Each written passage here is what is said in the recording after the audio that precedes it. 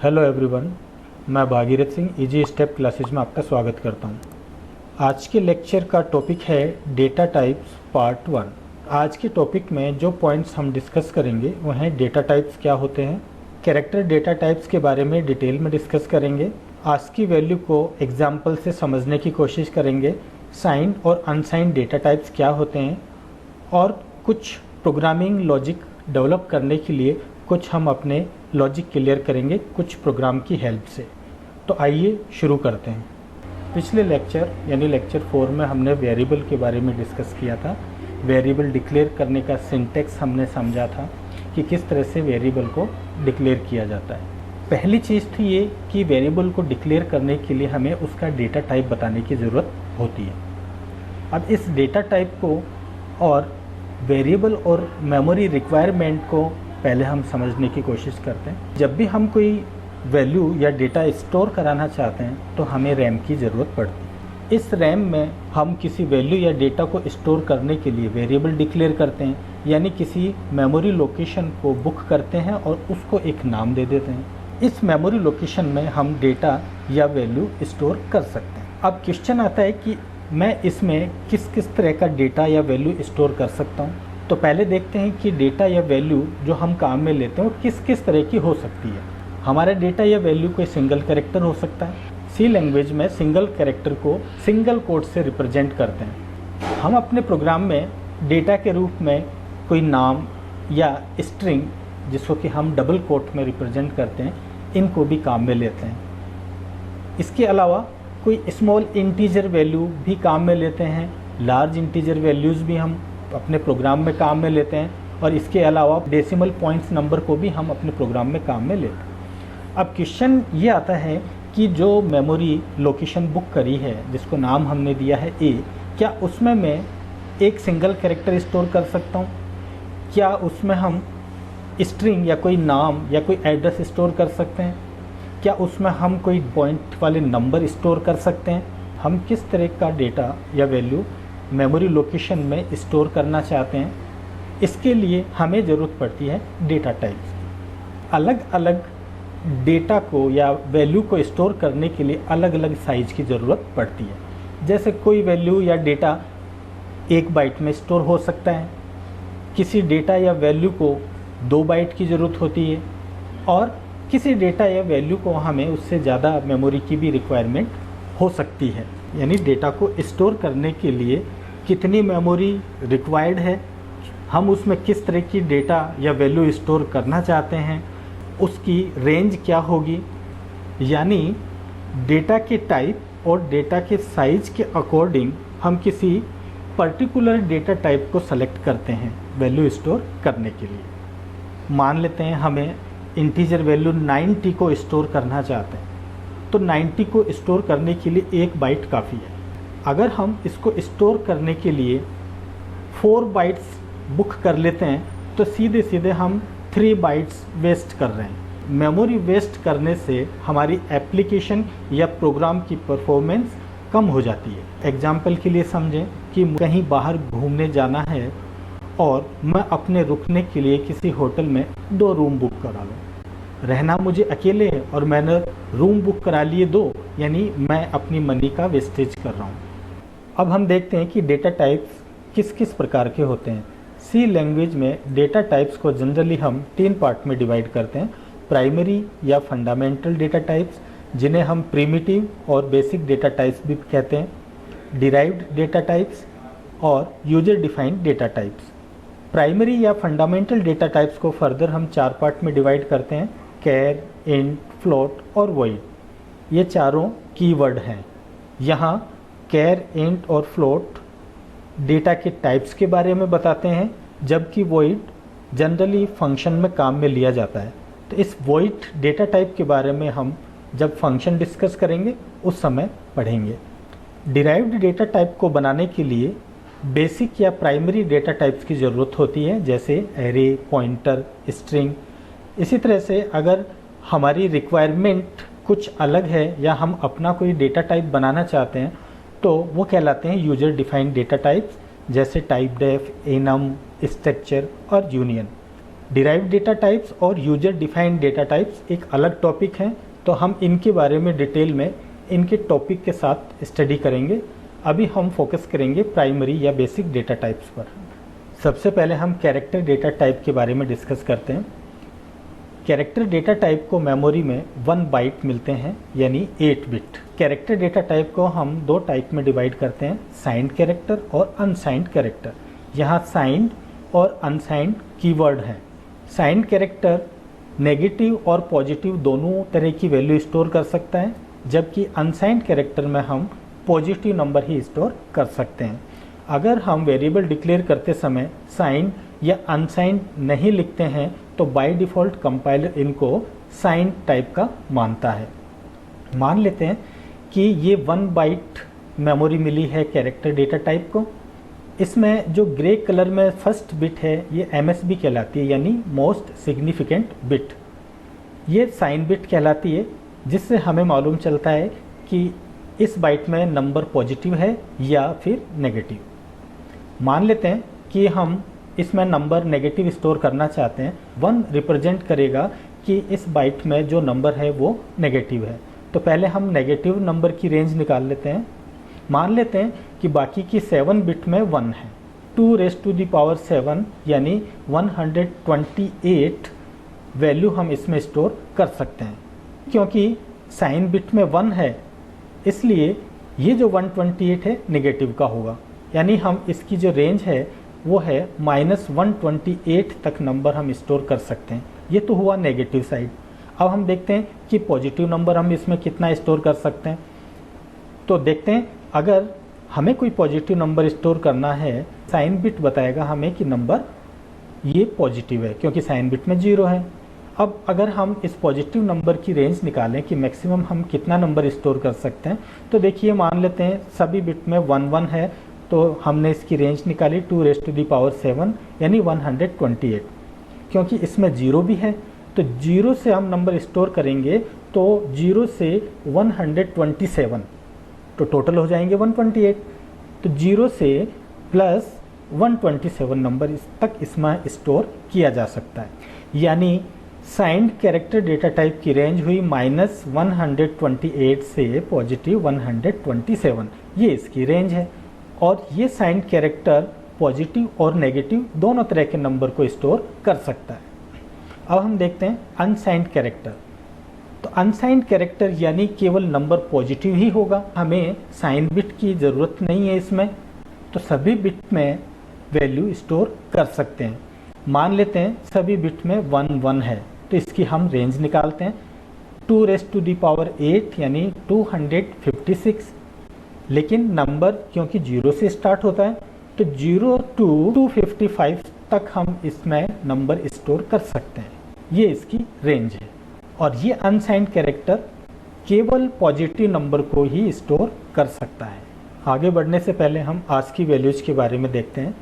ASCII की full form होती है American standard code for information interchange, यानी एक ऐसा कोड है जो इंफॉर्मेशन को इंटरचेंज करने के काम में आता है।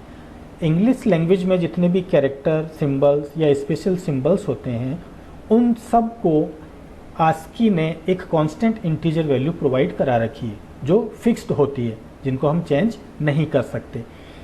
इंग्लिश लैंग्वेज में जो भी कैरेक्टर, सिंबल या स्पेशल सिंबल्स होते हैं, उनको टोटल काउंटिंग करें हम तो वो 256 से कम ही होते हैं, इसलिए हम उनको 1 बाइट में रिप्रेजेंट कर सकते हैं। कैपिटल ए की बात करें तो 65, कैपिटल बी 66, इसी तरह से कैपिटल जेड को 90।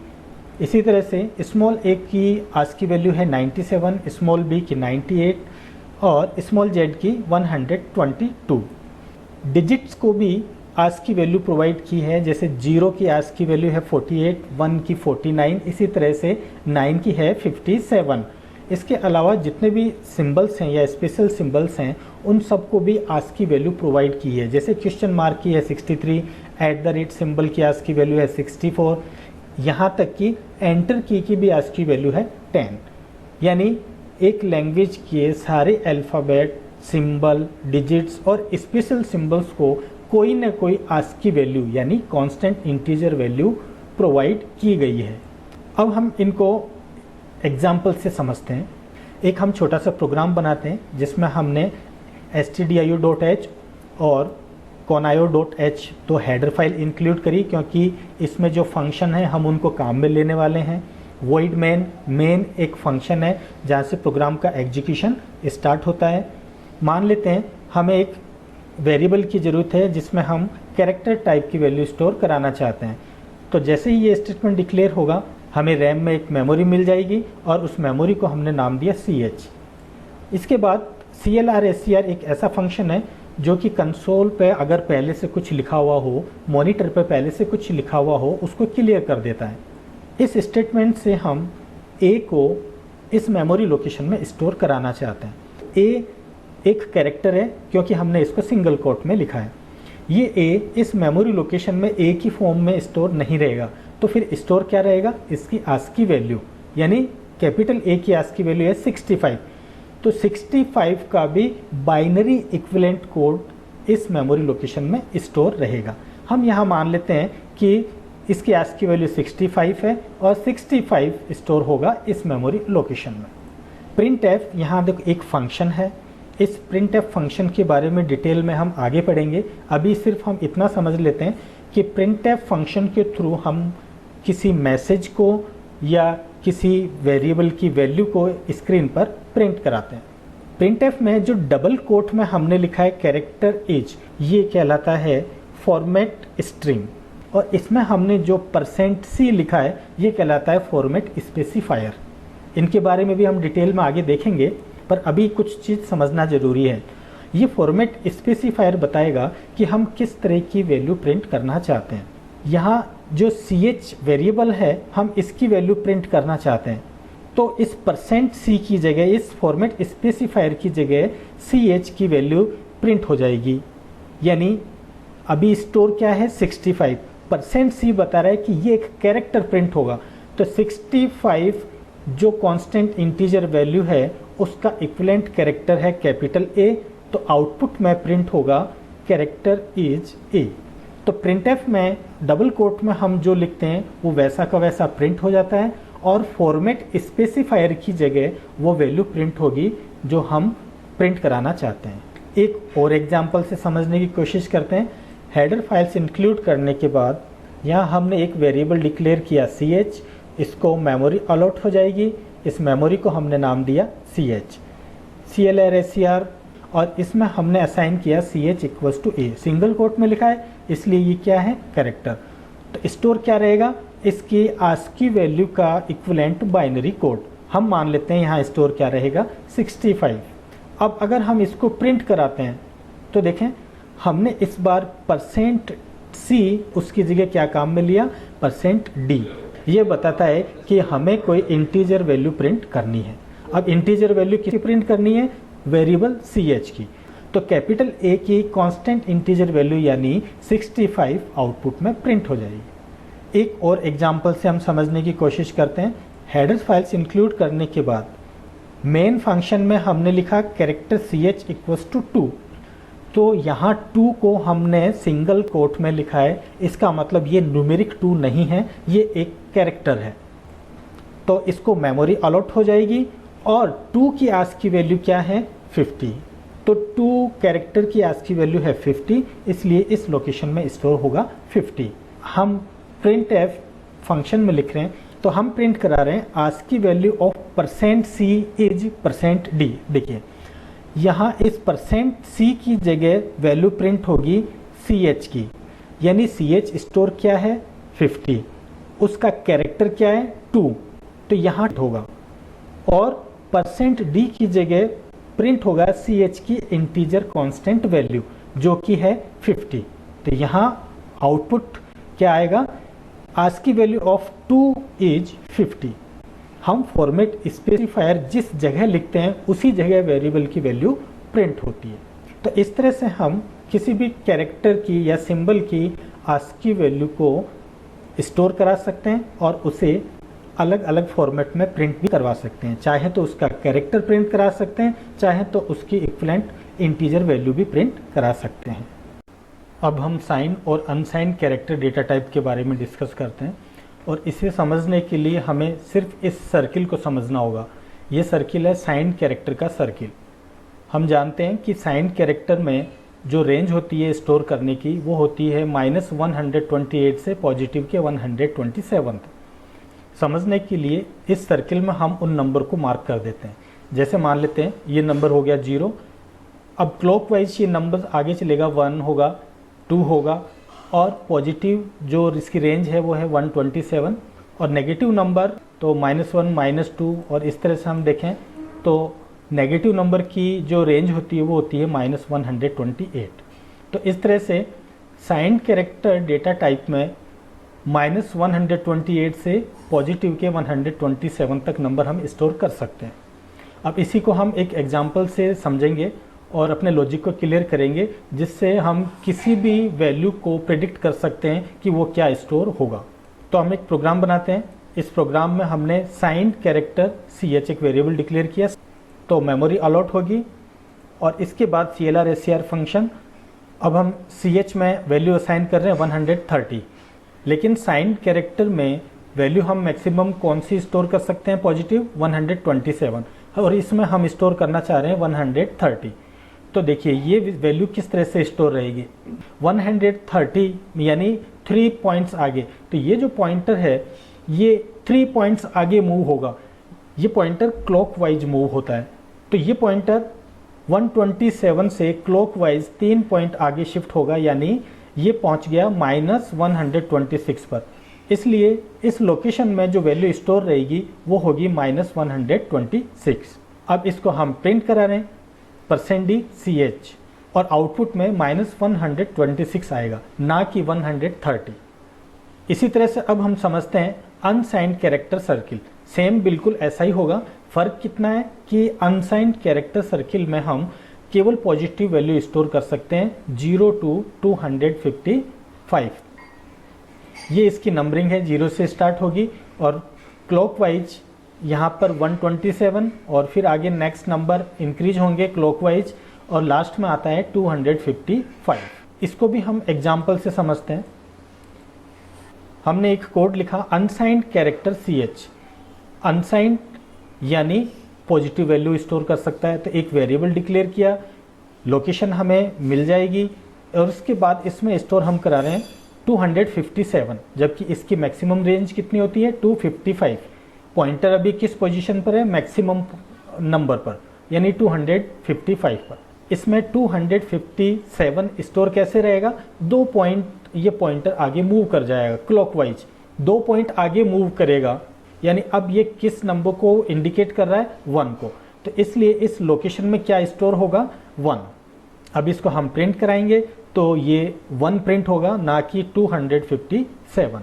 तो इस तरह से अनसाइंड के साइकिल को समझकर हम किसी भी वैल्यू को स्टोर करके उसको प्रिडिक्ट कर सकते हैं। अब एक प्रॉब्लम को सॉल्व करते हैं। इस प्रॉब्लम में हमें करना क्या है कि एक कैपिटल लेटर गिवन है और उसका इक्विवेलेंट लोअर केस प्रिंट करना है। तो इसके लिए हम प्रोग्राम बनाते हैं। मेन में हमने सबसे पहले वेरिएबल डिक्लेयर किया और उसको इनिशियलाइज किया, और इसमें स्टोर क्या रहेगा? ए की आस्की वैल्यू होती है 65, है ना। कैपिटल ए की आस्की वैल्यू होती है 65, तो इस मेमोरी लोकेशन में 65 स्टोर हो जाएगा। अब हमें क्या करना है? कैपिटल ए को कन्वर्ट करना है स्मॉल ए में। तो स्मॉल ए की आस्की वैल्यू हम जानते हैं 97, और किसी भी कैपिटल लेटर और स्मॉल लेटर के आस्की वैल्यू का डिफरेंस होता है 32। यानी अगर हम कैपिटल ए की आस्की वैल्यू में या कैपिटल ए में भी हम 32 ऐड करें तो 97 आता है, जो कि स्मॉल ए की आस्की वैल्यू है। इसी तरह से अगर हम बात करें बी, कैपिटल बी की, तो कैपिटल बी की आस्की वैल्यू होती है 66, और अगर हम उसमें 32 ऐड कर दें तो आएगा 98, जो कि स्मॉल बी की आस्की वैल्यू होती है। इसी तरह से कैपिटल सी की वैल्यू है 67 और स्मॉल सी की आस्की वैल्यू है 99, यानी इसमें भी अगर हम 32 ऐड कर दें तो 99 आ जाएगा। तो इसी लॉजिक को हम अपने प्रोग्रामिंग कोड में इम्प्लीमेंट करते हैं। इसमें हमने लिखा CH = CH + 32। तो इस स्टेटमेंट से क्या होगा? 97 स्टोर हो जाएगा इस लोकेशन में। अब हम कैरेक्टर को प्रिंट कराएंगे तो प्रिंट होगा स्मॉल। तो हो गया हमारा कैपिटल ए कन्वर्ट हो गया स्मॉल ए में। तो इस तरह से हम किसी भी अल्फ़ाबेट में लॉजिक लगा सकते हैं। अब अगर हम इसका ऑपोजिट करना चाहें, जैसे स्मॉल लेटर दिया हुआ है और हमें उसका इक्विवेलेंट कैपिटल लेटर प्रिंट करना है, तब यही लॉजिक क्या हो जाएगा, हम 32 को ऐड करने की जगह 32 को माइनस कर देंगे, तो उसका इक्विवेलेंट कैपिटल लेटर प्रिंट हो जाएगा। तो इस तरह से हम किसी भी कैपिटल लेटर को उसके इक्विवेलेंट स्मॉल लेटर्स में और लोअर केस लेटर को उसके इक्विवेलेंट कैपिटल लेटर में कन्वर्ट करने के लिए इस लॉजिक को काम में ले सकते हैं। आशा करता हूँ कि आपको कैरेक्टर डेटा टाइप समझ में आया होगा और कुछ लॉजिक भी क्लियर हुए होंगे। अगले लेक्चर में मिलते हैं कुछ और लॉजिक के साथ। Thank you for watching.